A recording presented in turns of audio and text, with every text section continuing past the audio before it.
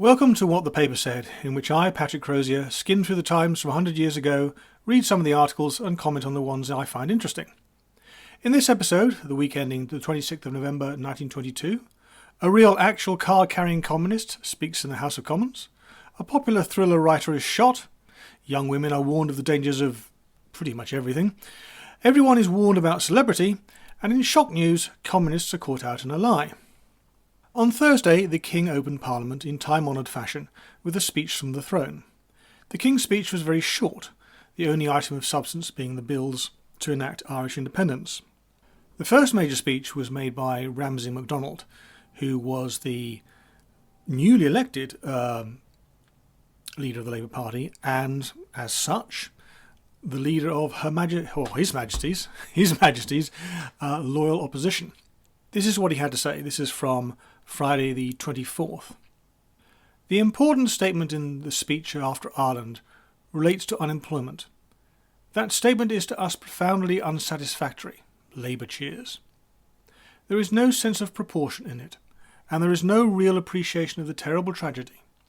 The honourable member who moved the address referred to this matter of unemployment in very simple and in very true and penetrating words. I hope that the charm of his name is... This is a joke, the guy's name was Brass, anyway, he goes on. The charm of his name, which has acted with such miracles in Clitheroe, Clitheroe being his constituency. Actually, they didn't call it constituencies in those days, they called them divisions. Anyway, Clitheroe will be exercised upon the government, so that his free trade speech may have due weight with the government in devising the administrative changes and legislation which we shall expect in pursuance of this paragraph in the speech.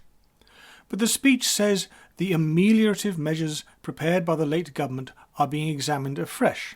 We are not interested in ameliorative measures, or the measures prepared by the late government. We are interested in the blunders of the late government which created the conditions. Labour cheers. After all these ameliorative measures, and after all the millions of pounds that have been spent upon them, the streets today witness the procession of the unemployed, and the official records show that 1,300,900 people are still requiring those ameliorative measures. I'd love to be able to explain why unemployment is as high as it is in 1922, but I don't know. Post-war conditions, the high pound, high interest rates, the fact that unemployment benefit is a new thing, and if you pay people well, they're going to take advantage of it. I'm not necessarily talking about fraud, but that might be one of the things that's going on. Anyway, I don't know. I'd be interested to know, but I don't. In his reply, the Prime Minister, Andrew Bonar-Law, expressed hopes that the Anglo-Irish Treaty would work and said that better trade was the answer to unemployment. A little later, Mr. Newbold took to his feet. Walter Newbold was the member for Motherwell, the communist member for Motherwell, and the only communist at the time in the chamber. He said that his party did not believe that they would ever be enabled to carry their point of view in regard to unemployment constitutionally. Sounds ominous.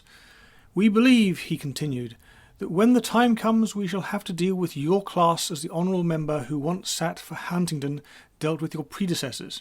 There are two interesting features about that sentence. I mean, when he talks about the members for Huntingdon, he does not mean John Major. He means Oliver Cromwell, his predecessor. And also it's interesting that he's using the second person. It is certainly my understanding that you're not allowed to do that in the House of Commons, at least not these days. I presume not in those days either. That seems to be This seems... what's the word? This seems jarring. Maybe he's being allowed to. Maybe the Times is writing this up inaccurately. Who knows? Anyway, he goes on. There have been precedents for revolution in this country. There is no country in Europe where there have been so many precedents for civil war as in this country, and if you challenge us again, then we shall be compelled to take up the challenge. He goes on. We are not going to sit down to the scale that was laid down by the Board of Health in the last Parliament. We demand the scale of the National Unemployed Workers' Committee. If we do not get it inside this chamber, we shall get it outside. I'm not quite sure what this business about the National Unemployed Workers' Committee is. It sounds like a communist committee to me, or a communist front. I think those are fairly ominous words, that if we don't get it inside this chamber, we shall get it outside. That certainly seems to be the whole tone of his speech. Trying to get your way outside democratic structures doesn't always work, as this member of the IRA found out. This is also from Saturday. The strange and tragic career of Erskine Childers came to an end this morning within 14 hours after his counsel's failure to secure reprieve from the courts of the king, whom he defied in arms. The following official report was issued today from the headquarters of the National Army. Official. Mr. Erskine Childers was tried by military court at Portobello Barracks, Dublin on November the 17th, 1922, and charged with having possession without proper authority of an automatic pistol when apprehended by a party of national forces on November the 10th, 1922, at Animo House, County Wicklow. The accused was found guilty and sentenced to death. The finding and sentence were duly confirmed, and the execution was carried out this morning at 7 o'clock. There was a feeling in Dublin, perhaps as a result of certain British appeals of clemency, that the death penalty would not be inflicted, and the city has been deeply stirred and indeed awed by this execution. It is recognised now that the provisional government has staked everything on the restoration of law and order, and there is no doubt that its resolute action will increase public confidence in the future of the Free State. In an editorial, the Times summed it up. This is also from Saturday. The Free State government have made their choice with a courage certainly not inferior to that of their adversaries, and with a responsibility far graver. We believe that the verdict of the civilised world upon their decision will be that it was right. I've been spending the last couple of days trying to figure out if the verdict of history is that that decision was right or not. Difficult to say. Spoiler alert, the national forces win the Irish Civil War, and the IRA is at least temporarily crushed. However, in the 1930s, the IRA effectively get back in, and Ireland becomes, to all intents and purposes, I think it actually officially becomes a republic, and a few years later it leaves the Commonwealth. So, who won that one? Well, they didn't get Ulster, of course, and I don't think there's ever any prospect, whoever won the Irish Civil War of them getting Ulster. Anyway, I shall leave that to the listener. On the subject of Ireland, there's on Monday the Times published a report on conditions in West Ireland. Even before this last outbreak of insurrection started, the country had been abandoned to and was entirely in the control of the Irish Republican Army. The Royal Irish Constabulary Barracks were vacated and burned. There were no British troops, no officials were allowed to officiate, no Free State control of any sort was even attempted, and so the rule of the IRA prevailed. People were driven from their homes, orders were issued for Protestants to leave the country, motor cars were stolen at will. Not that things are any better in the capital. This is from Friday the 24th. At about 9:30 tonight, very heavy shooting was heard throughout Dublin. It is believed that virtually all the posts of the national troops in the city, including Wellington, Portobello and Beggars Bush Barracks, were attacked. There is also a rumour of an attack on Mountjoy Jail. Heavy firing was directed against the two offices of the Irish Independent, and machine guns were brought into play from the roofs of adjoining houses. Civilians were forced to lie down on O'Connell Bridge for safety, and many narrow escapes are reported. I'm not sure you ever want to lie down on a bridge if you're under fire. I think you get off that bridge pretty quickly anyway. That's by the by. Another part of the world having difficulties with terrorist groupings is Louisiana. This is from Tuesday the 21st. Newspapers give sensational prominence to reports that Mr. Parker, the governor of Louisiana, who arrived in Washington yesterday, is seeking the help of the President and federal government in dealing with Ku Klux Klan. Notice the absence of a definite article. In many parts of the state, the white-hooded knights, in obedience to strange oaths, are said to be making a mockery of the regular administration of the law.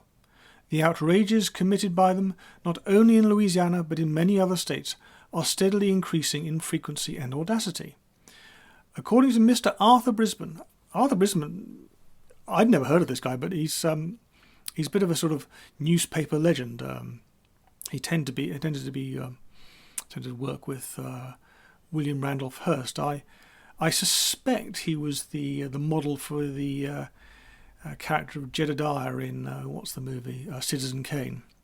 Well, I'm probably flying off a huge tangent here. Anyway, according to Arthur Brisbane, 60 new members of Congress are members of Ku Klux Klan and promoters of its invisible empire, which is waging war against Jews and Roman Catholics. Jews and Roman Catholics? Is that it? Because I'm pretty sure there's another group they have a go at. But there is far worse than that. This is from Thursday the 23rd. Presiding at the Chester Diocesan Conference yesterday, the Bishop of Chester said he believed we were extraordinarily near to something like idolatry of sport and amusement when one read of a reception given in London to a cinema artist which could hardly be secured by, say, General Foch. One could not help thinking that the country had gone extraordinarily wild and wrong. Really and truly, it was one form of national insanity. No one could deny the extraordinarily sordid motives of ever so much of our recreation. In many departments of recreation, in the background of it all, there was a real meanness which touched the heart of the nation's life. One could not say anything for the wholesale encouragement of organised sport on Sunday. Well, don't say we weren't warned. But there were more warnings to come. This is also from Thursday. Dr. Agnes Saville delivered a lecture on the dangers of society to health at the Institute of Hygiene last evening.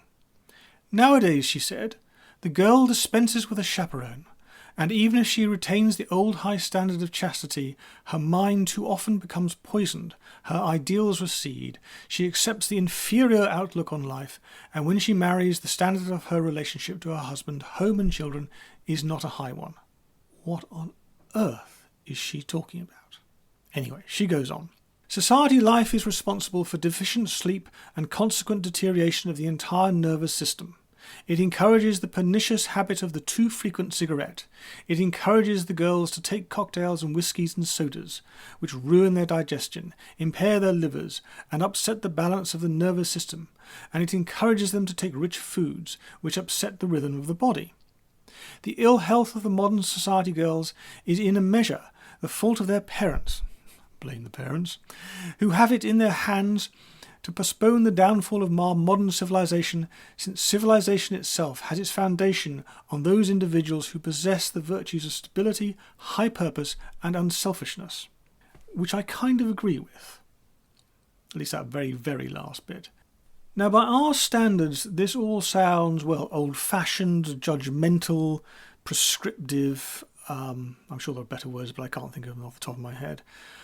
But Dr. Agnes Saville is not, well, she's no slouch, let's put it like that. She was the first female graduate from St Andrews University.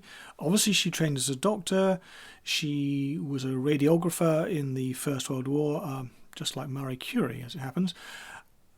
Someone who's thoughtful, who's studies hard, who's unlikely to come to conclusions just off the top of her head. Worth listening to, shall we say. Whether that's true or not, she seems to be describing just most teenagers' lives these days, or most young adults' lives. But certainly interesting, shall we say. Somehow I don't think that's going to be a problem in the workers' paradise. This is from Wednesday the 22nd. Russia Today. Businessman's experience. Soviet peep shows. Now, it's not what you think. It really isn't. This is an extract from quite a long article about economic conditions in Russia under the New Economic Policy, or NEP. After an optimistic introduction, the author writes, I was taken to the Sindel factory, cotton mills, and found it well equipped both in machinery and materials. The factory was working better than I had thought possible under present conditions. But I knew my ground and inquired after other factories round Moscow. I received from the authorities various plausible but always evasive answers. I came across some of my old business friends, and I was told and later proved beyond the shadow of a doubt that this Sindel factory was just a Soviet peep show arranged for the definite purpose of deluding people like myself. So it was, as we would say today, a Potemkin factory or Potemkin village. The Times chose to make this report the foundation for an editorial. Here are a few extracts. The Soviet economic system is being slowly undermined by the unextinguished vital forces of Russia. They abandoned the communist experiment last year. Even the Cheka, the Extraordinary Commission, or the State Political Department as it is now called, has lost much of its terror. If only. Anyway, that's all for this week. I aim to have something up next week, but I promise nothing.